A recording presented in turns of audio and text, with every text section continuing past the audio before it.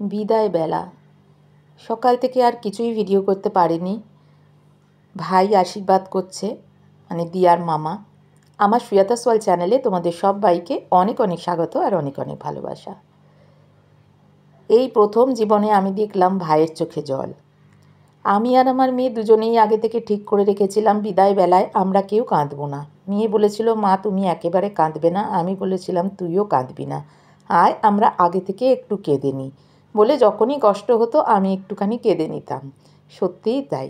এই দেখো মামি, মানে আমার ভাইয়ের বউ ব্রততী আশীর্বাদ করছে, আর এখানে আমার নন্দাই, এরপরে আমার ছোটো যা করবে। কিন্তু শেষ মুহূর্তে আমার ভাইয়ের চোখে জীবনে প্রথম জল দেখে আমি আর নিজেকে সামলাতে পারিনি। কেঁদে ফেলেছিলাম মেয়ের আড়ালে একটু, যদিও মেয়ে দেখতে পাইনি, সেটা আড়ালে কেঁদে ফেলেছিলাম। কিন্তু তারপরে যখন ওদের সামনে আশীর্বাদ করতে বসলাম, মেয়ে আমার চোখ মুখ দেখেই বুঝে গেছিলো যে মা নিশ্চয়ই কাঁদছিল। মা তুমি কেন কাঁদছিলে, তুমি কেন কাঁদছিলে?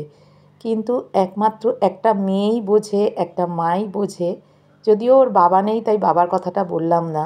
যাদের বাবা থাকে বাবারাই বোঝে একটা মেয়ের বিদায় বেলাটা কতটা কষ্টের, তাই না? এই মুহূর্তটা যে কী কষ্টের, কী বেদনার, সেটা একটা মাত্র মেয়েই বোঝে। আর এই দেখো আমার ছোটো যা, ও আশীর্বাদ করলো। এরপরে আমাকে দেখেই তো ওরা বুঝে গেছে। যতই আমি হাসির কথা বলছি সামনে বসে, আশীর্বাদ করলাম মন প্রাণ ভরে পড়ে। কী বলতে কী বলছি গো, দেখো আমার চোখ মুখ দেখেই বুঝতে পারছো যে আমি অনেক কান্না করেছি বাইরে। মেয়ের সামনে এসে কিন্তু একদম শক্ত হয়ে গেছি, যেন বুঝতে না পারে। কিন্তু কিছু করার নেই, বুঝে ফেলেছে। যদিও আমার বাড়ির কাছেই মেয়ের বিয়ে, আমার বাড়ি থেকে হেঁটে 10 মিনিটের রাস্তা, এইটুকুই। আর যাচ্ছে আমার গোলাপের কাছে। আর বিট্টু আমার তো জামাই না, আমার ছেলের থেকেও বেশি আমাকে অনেক খেয়াল করে, আমার মেয়েকে অনেক খেয়াল করে, আমাদের সংসারটার অনেক খেয়াল করে। আমার ছেলেকেও খুব খুব ভালোবাসে, সবাইকে ভালোবাসে।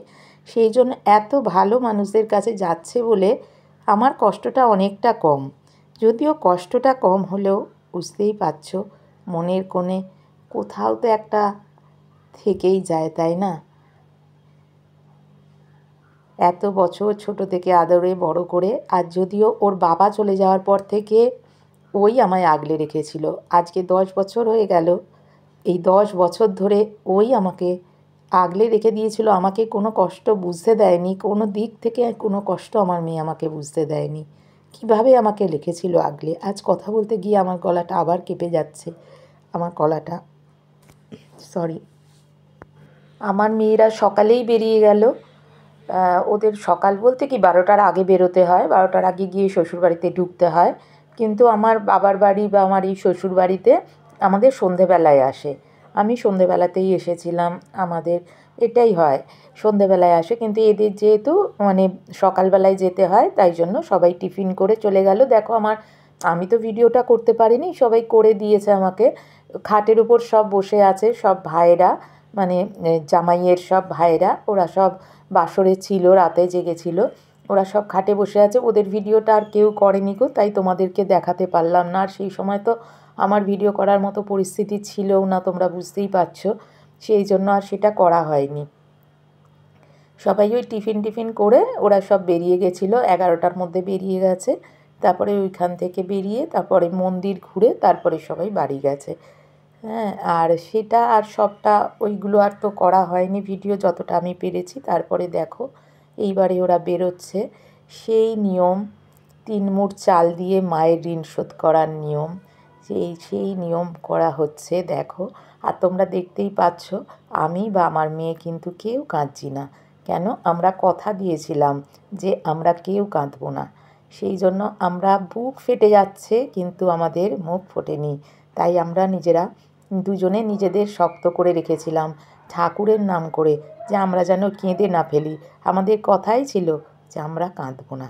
বুঝতেই পারছো, মেয়ের মুখ দেখে, মায়ের মুখ দেখে, সব দেখে সবই বুঝতে পারছো। কিন্তু দেখো আমরা কতটা শক্ত রেখেছি। পেছনে সব বরের ভাইরা, আমার জামাইয়ের ভাইয়েরা সব রয়েছে, দেখতেই পাচ্ছো সব। মা সরি, এই যে পিসি বলে দিচ্ছে কি করতে হবে না করতে হবে, মানে আমার ননদ, আমার মেয়ের পিসি, সেইভাবেই মেয়ে সব কিছু করলো, যে যেইভাবে বলে দিল পিসি সেইভাবেই করলো। এই দেখো আমি পেছনে আঁচল পেতে রয়েছি, আর ও এইভাবে ওই হাতে করে চাল নিয়ে নিয়ে মায়ের ঋণ শোধ করে দিয়ে যাচ্ছে। এটাই নিয়ম না? যাই হোক, আমার মেয়ে ভীষণ নিয়ম, মানে সব কিছু যেটা যা নিয়ম করতে হবে করবেই। আমি যদিও এইগুলো অতটা মানি না। হ্যাঁ, আমি না করেছিলাম, অনেকেই ওকে না করেছিল যে আজকাল আর এইসব কেউ করে না, তুই করবি না, কিন্তু ও বলল না, যেটা নিয়ম সেটা করতেই হবে, তাই জন্য করেছে। যদিও দেখলে আমি কিন্তু হাসছি, আমার মেয়েও আনন্দেই ছিলাম। আমরা তো জানি আমার গোলাপের কাছে যাচ্ছে, আর যাচ্ছে আমার বিট্টুর কাছে, আমার জামাই রাজার কাছে, তাই না? সেই জন্য আমি কষ্ট হলেও সেইভাবে কষ্টটা পাইনি। আর এই যে আমার মেয়ে চালগুলো যা ছুঁড়েছে, আমার সারা গা ভর্তি হয়ে গেছে। আমাকে বলছে তোমার পরে যখন আমি বলছে তোমার আঁচলটা ছোট ছিল, তুমি আঁচল বড় করনি, তাই জন্য আমার সারা গা ভর্তি হয়ে গেছে চালে, এমনকি নিচে টিচেও অর্ধেক এদিক ওদিকে ছিটে ছিটে পড়ে গেছে। কী অবস্থা, কী অবস্থা! আমি বলছি, ওরে একটু আস্তে আস্তে ছোড়, তুই কি রেগে গিয়ে ছুটছিস? হ্যাঁ, এই সবই বলছিলাম আর কি, যাতে যাওয়ার সময় একটু কষ্টটা কম পায়। যতই হোক, যায় যেটাই বুকের ভেতর থাকুক, উপরে না প্রকাশ পায়। এই যে এবারে তারপরে তো আর মাকে দেখতে নেই, ফিরে তাকাতে নেই। পিসি বলে দিল ওকে যে আর মাকে দেখবে না মা, তুমি এবার আস্তে আস্তে নিচে নেমে যাও। তাই জন্য আমিও ভেতর দিকে চলে গেলাম, আমিও আসিনি। ওর সাথে যাচ্ছে সবাই, আমার যা, ননদ, আমার ফ্ল্যাটের সব বোনেরা, আমার ভাইয়ের বউ, ভাই, সবাই ওর সাথে। প্রিয়া তো অবশ্যই ছিল, প্রিয়া সব সময় ছিল, আমার মেয়ের বান্ধবী প্রিয়া, ও ওর সাথে গেছিলো, ওখানেই ছিল। আর আমার সাথেও তারপরে ওখান থেকে আসার পর থেকেও সারাক্ষণ আমার সাথে ছিল, যে দিয়া চলে গেছে কাকিমা, আমি তো আছি, সারাক্ষণ আমাকে দেখে দেখে রেখেছিল গো বিয়ের 3 দিন ধরে। প্রিয়া খুব ভালো মেয়ে, আমার মেয়ের বান্ধবী, ও আমায় সারাক্ষণ দেখে দেখে রেখেছিল ওই 3-4 দিন ধরে। তারপরে দেখো ওরা চলে এসেছে, ছেলের বাড়িতে এসে গেছে।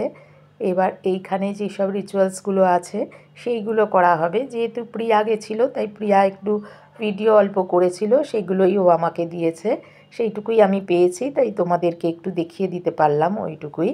আর এই যে এখানে ওই যে পিঙ্কি, ওর ননদ, হচ্ছে মামাতো ননদ, ছেলের মামার মেয়ে, ও মামাতো ননদ।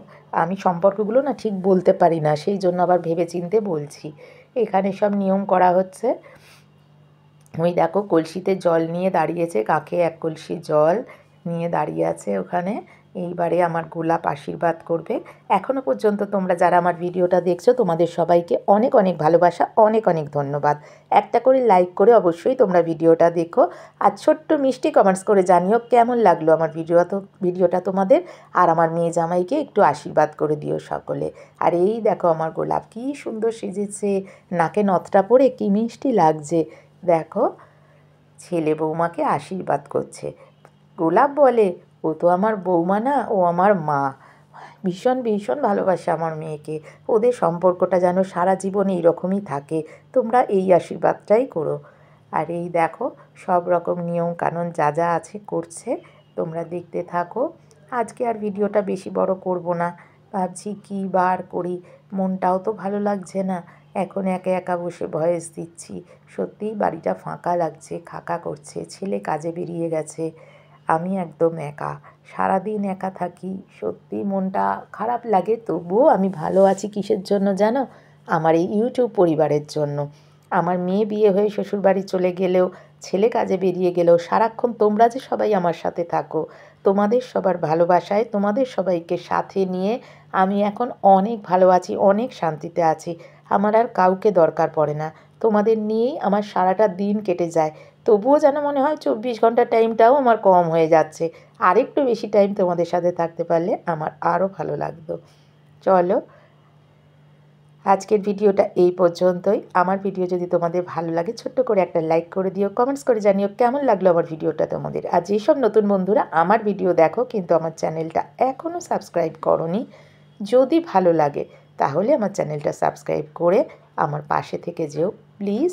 আর পাশে থাকা বেল আইকনটা ক্লিক করতে ভুলো না কিন্তু, তাহলে আমি যে কোনো নতুন ভিডিও শেয়ার করার সাথে সাথে তোমাদের কাছে তার নোটিফিকেশান চলে যাবে। সবাই খুব ভালো থেকো, সুস্থ থেকো, আনন্দে থেকো, হাসি খুশি থেকো সব সময়। আবার দেখা হবে পরের দিন নতুন কোনো ভিডিওর সাথে। ততক্ষণের জন্য টাটা।